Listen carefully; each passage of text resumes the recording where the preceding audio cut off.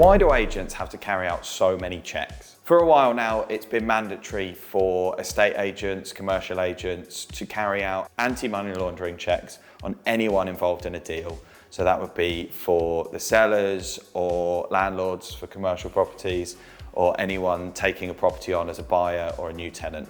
This is part of the government's crackdown on money laundering and to make sure that anyone involved in a transaction is legitimate. The fines for agents not doing so can be massive, and so it's why you're going to see a lot of caution in the market to make sure that these things are done properly.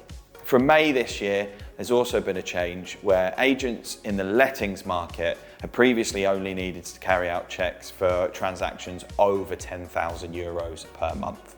This meant that a lot of people in the lettings market would carry out fairly basic checks to know that the landlord is the right person that they're dealing with. And then in terms of tenant checks, it was really just wrapped up in the standard referencing.